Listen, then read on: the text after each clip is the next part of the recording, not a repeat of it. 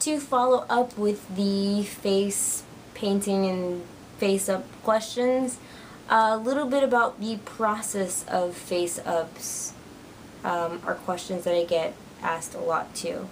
So, one of those questions being, how many coats of MSC do you use?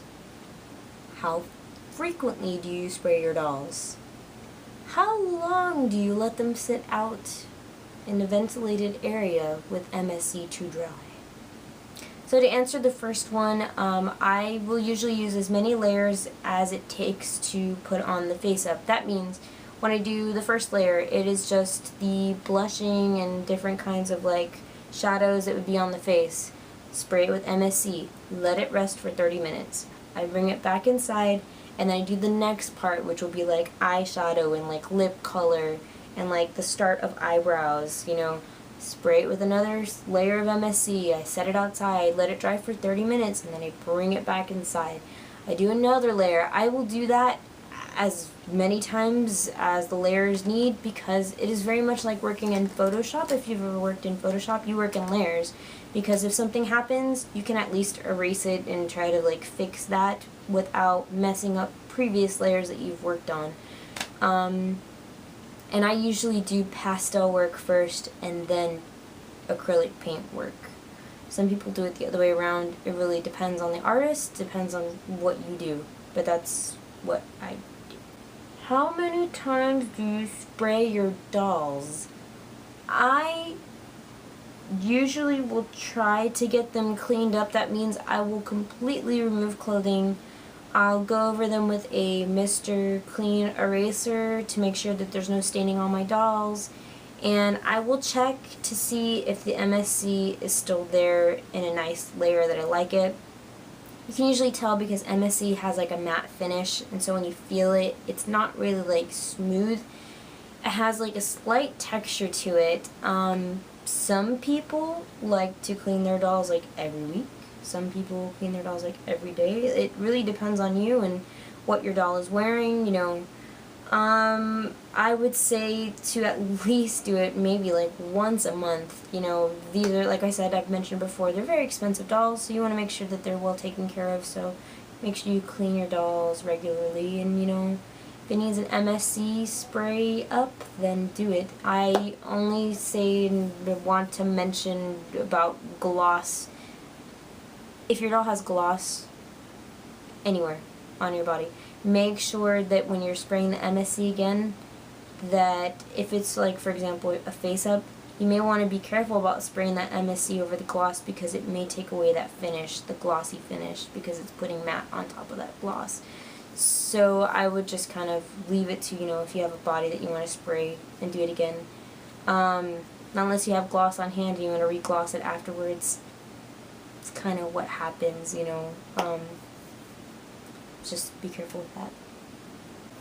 One quick little insert about the Winsor & Newton. Whenever you use Winsor & Newton on your dolls, I highly recommend that after you use it, that you get whatever part you're working on. So let's say you're working on a head and you've completely cleaned it with Winsor & Newton. Get some just non-scented Plano Dano soap and wash off your head with the soap and water. Make sure it's completely clean, because this is very strong, believe it or not. And just to give a really quick short story, it can melt plastic, and I was painting Warhammer models for my boyfriend, and he asked that I just let it sit in the Winsor & Newton because we were trying to get paint off of it. And it got paint off, and it got detailing off, and it melted some of his figurines. So I would highly recommend that you soap it and water it down and stuff before you start working on the doll again. You'll also feel that it's got a slight, I don't want to say, it has like a weird, it's not regular liquid. You really do need to wash it off after you're done cleaning your dolls with it. So soap and water after Winsor & Newton. The next question comes from Kagamine, Len, and Rin, and they asked, what if pull-up dolls are posable like any other BJDs? lucky because I now have a pull-up doll. It's a Taiyang, but let me go ahead and show you a little bit about him. So, just to let you guys know, I did name him. I loved the name Cassian, and I can't think of right now who gave me that name suggestion, but when I do, I will go ahead and put their name and channel right here. And thank you for giving me the name suggestion.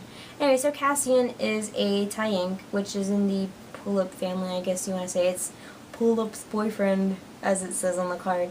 And they do pose, like, you know, you asked like BJDs meaning ball jointed dolls. I'm not really specific, would gear it towards resin BJDs. But as far as ball jointed dolls go, yes, he does move like a standard ball jointed doll. They do have the different little joints for each of their little parts that they can use to move around. Like their legs and their feet and their head and all that fun stuff. They do move.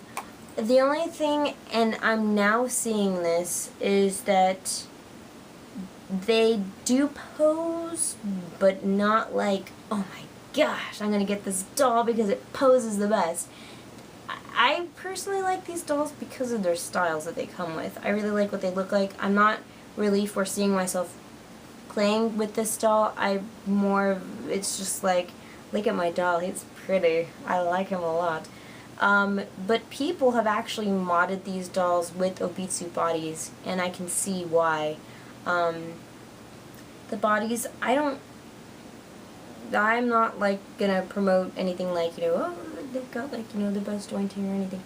I can see why people put Obitsu bodies instead of the bodies that they come with, because they are kind of a little bit limited on what they can do. They can move, but I definitely wouldn't be like, yeah, I'm gonna go ahead and take him out and, you know, do all these fun, crazy poses with him, because of different things. And I will be doing a body review on him, in which I'll just go ahead and completely strip him down so you can see what the Taiyang bodies that they come with are like. And so maybe that'll help you in your question then. Hope that helped. Next question comes from Morpheus9494. They asked two questions. One question was, how tall are my dolls? And second, what do I use to keep the wigs on their heads? Super fun question. So, my boy right here is Kai, and he is actually a 61 centimeter doll. My girl Yue, which is right here, she is a 58 centimeter doll. I bought the 58 centimeter body for her, so that's how tall she is. Tre, which is my other SD, is a 62 centimeter boy. It's a little bit taller than Kai, or maybe 63. 62 or 63, I can't remember right now. He's pretty tall. He's taller than Kai. And then my little itty bitty ones, I have Umi, which is like a 24 centimeter doll. I know she's not really up to the 27 centimeter range. She's fairly short. And that's pretty much it for my resin ones. The other ones that I have, they range from 27 centimeters to 11 centimeters. And, yeah, I have a lot of different dolls. I think I measured the Taiyang at like 42 or something. It's really weird. Because he's like half the size of my SDs. It's really cool. And, yeah, the Jakes and the other ones are like about 24 centimeter range, 24, 25. So, that's how tall my dolls are. Your second question, peace sign, is how do I stick the wigs on my dolls? I am super ghetto, okay? I have yet to purchase silicone head caps, and I have yet to purchase wig stoppers because I'm ghetto. So the first ghetto thing that I do for my dolls, which Kai is perfectly modeling for me, is a hot glue ring. And it doesn't do any harm to the doll at all. Essentially, it was a piece of tape that I folded in half, and I put hot glue in the inside and hot glue on the outside. I let it dry, completely dry. This is not sticky in any way to my fingers or to my doll. There's nothing residue on my doll, nothing at all. And I just slip it on like this, like a little halo. And then with his wig, which he's wearing a fur wig, I slip it right on top like this, and it keeps his wig on. I mean, this was the first thing I learned how to do, and I did it for all of my dolls until I learned my next trick, which was funny because I was doing a live stream session and somebody had brought it up, and they were talking about using balloons, and let me go ahead and show you that. So Yue is doing my experimental suggestion from the Ustream session that I had. They suggested the balloon, and guess what I did, guys? Ta-da!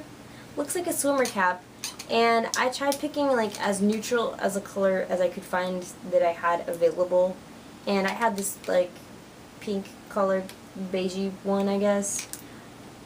Today I was using a white one, and I've been monitoring it to see if it's any discoloration or anything like that, and I haven't seen anything at all. Nothing has changed on her, and essentially what I did was I cut the part that you blow into off, and I slipped it on her like a swimmer cap, and it works really well actually, because it does add traction to it. She is wearing a synthetic wig, so that kind of also helps a lot because it has the elastic inside of it versus the fur wigs. They really don't have elastic inside of them. Some of them do, but not a lot of them do. But yeah, I mean, I just literally have her with a balloon on her head, and I just slip the wig on like this, and I put the other side of her wig on in the back, and I just slip it on like this, and she's good to go. That is all I do to keep my wigs on my dolls. It's either a hot glue ring, or now I use balloons. And that pretty much wraps up my little Q&A video. I hope some of these questions that I answered in the video help other people out that may have been wondering the same thing. As always, if you have questions, feel free to message me and I will do my best to help you out. Thank you so much for watching. I appreciate all of you guys who leave comments and all that fun stuff on my channel. You guys are the best. I will definitely be seeing you in more videos now that I have a new computer that can process my videos. Yay! Hope you guys have a wonderful day.